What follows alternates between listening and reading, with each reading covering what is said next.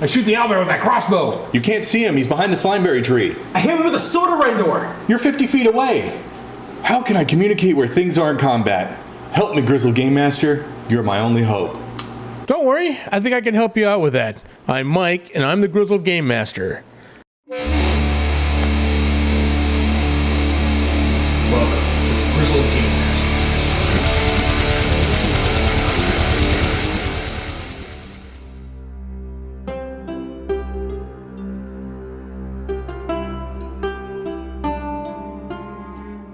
All right, welcome back to the Grizzled Game Master. This week we're going to talk a little bit about how to tell where your stuff is on the board.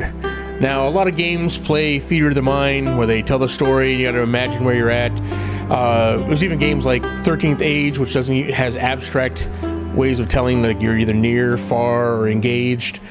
But sometimes you need a little bit more than that, and that's where miniatures come in. Miniatures are a great way to add detail to the board, bring a little something extra to the game, and there's several kinds out there that you can get. I mean, I started off with board game miniatures, stuff like Hero Quest and Talisman, stuff like that. They had these little miniatures in there you could paint up. They're awful thick, all one-piece plastic models. Not a whole lot of detail, but it gave you enough that you know what's going on the board. And then, of course, that gave way to the pewter miniatures. Well, lead, back for old as me. But the pewter miniatures, now there's a lot more detail in these metal miniatures. But as the price of tin went up, the cost of these miniatures went up quite a bit as well. So we're looking for a new way of making these miniatures affordable. And that's why they had these plastic miniatures. So the plastic pre-paints are pretty much your standard D&D miniature nowadays. Now these come 8 to a box for about $15. I think 8 to 10 to a box, pre-painted, and they come in various sizes. They have like large ones, they have giants and big purple worms and everything else, all the way up to this giant red dragon over here. But these are probably what most D&D players use on their table. The detail on them isn't bad.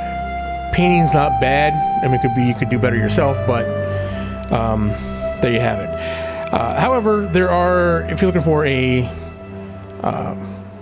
slightly cheaper way of handling miniatures, Reaper has a new, not new, it's been had it for a while there, but they have their Bones line of miniatures. Now, these miniatures here are made out of a PVC resin or PVC material. As you can see, it's very rubbery. Now, you sacrifice quite a bit of detail in these. Also, they don't hold up in like heat. You want to keep them out in your car in the summertime. They'll definitely warp. If they have like little small bits like swords or weapons like that, sometimes we have to put them in hot water, kind of bend them back into shape. But these are probably one of your cheapest way to get these type of miniatures. You still have to paint them, and there's a little harder to paint than the metal ones, but you can put a lot of your heroic miniatures on the table pretty cheaply that way. Now, if you want a little more detail and you don't mind spending a little extra money, you can have your own miniature 3D printed. Now, 3D printed miniatures are a great way to make sure you have exactly what you want. There's an example of one here, just been washed. A little halfling there. Now, a miniature like this is going to run you about $30. Depending on what kind of material you use, and different materials have different amounts of detail in them. Now, those I would only, you don't want to load out your whole table with those, but for your specific character, you don't mind dropping $30 on a miniature. That's a great way to get exactly what you want. And it brings, like I said, miniatures not only help you tell where people are on the battlefield, but it brings a little something extra to the game table. I think people get more invested in their character when they can see them on the table. Cool! Yeah, okay, I get it. Miniatures can be expensive, especially if you're trying to outfit a whole party, plus bad guys, everything else. But there are a few options to get them a little cheaper. eBay always has lots of miniatures, especially the pre-painted ones, fairly cheap, especially if you're not looking for specific, you want like a bunch of monsters. Another good way is board games. Like behind me here we have Legends of Driss board game for D&D. They put out several of those board games, and each one of them has about 40 miniatures in it, including like a big one, all the way down to the regular size heroes. and you can find these online for about $30. So anytime, 40 miniatures, anytime you get less than $1 a miniature, you're getting a really good deal. And it's a great way. They're different. They're theme box sets. Like this one has a bunch of drow, obviously. They have an undead one, a Ravenloft board game. They have a dragon one, has a bunch of dragons and lizard folk. So it's a great way to get a lot of miniatures fairly cheap. Like I said, also eBay, but even that can still run you a pretty penny when you're looking at bringing in a whole bunch. But they also have papercraft miniatures, and paper miniatures are basically just the artwork. They have folded over and have a little clip. There's several companies that produce them, like Fat Dragon Games has a PDFs you can download. You can buy them where they just punch out and use. If you're going to make your own paper miniatures, Wylock Games has a great tutorial on his channel. He does terrain we're going to talk about later, but he has a great tutorial. I'm going to put a link down below about doing your own papercraft miniatures. They look amazing. He does it mainly for like wargaming, but they can be done for D&D just as well, fairly cheaply. You print them out of your printer. They look nice. You can do whatever art you want. You can scale them down, make sure they're the right scale and everything. So paper miniatures in lots, however you want to do it. There's several ways to bring it to your table. But I suggest definitely using miniatures in some capacity on your game. Okay, but we still need to be able to tell where things are on the table. Okay. Yes, a little two-dimensional on your tabletop. You want something a little more three-dimensional.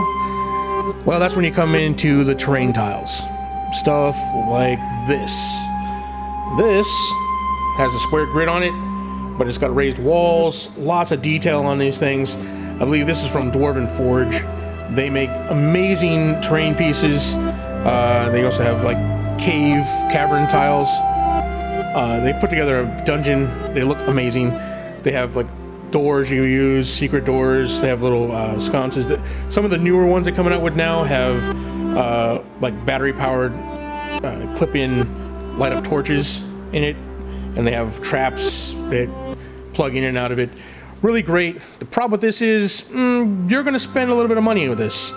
That's a couple problems. One is the money. These things are pretty expensive. These are the old school resin ones. Now they have new plastic ones they're coming out with now. I think they're called Dwarvenite. But they're the same kind of idea, but in plastic. You can even get it with the option to paint it yourself. It knocks the price down a little bit, but you're still paying a pretty penny for these things. It's going to be several $100s to put together a whole dungeon with these tiles, and that's if you get the paint yourself ones. But they're amazing looking, and if you want want to make your game table pop, that is the way to go. I think we mentioned like 3 times how expensive Dwarven Forge is. It's probably the best you can get on the market. However, if it's out of your price range, and it is for mine for putting the whole dungeons together, there is another option for cool looking 3D terrain on the cheap, and that is to do it yourself. Just like with the paper miniatures, there's several sites out there with tutorials on how to put it together. So if you can't afford this, you can make this. Now, it looks pretty cool, especially on a tabletop all put together. And this is just cardboard, dollar store foam, and hot glue. There's several sites out there. The granddaddy of them all is DM's Craft. DM Scotty has been doing this for a while. He makes amazing stuff, all the way from tiles to play games on, to miniatures like the big purple horn behind me, to accessories, barrels, and wagons, and everything else, all on the cheap, all that looks amazing on the game table. I can't recommend his site enough. You need to check it out. Another one is DMG. DMG, he does the same kind of thing, puts together game tiles and everything else. The great thing about him is he has a very limited color palette.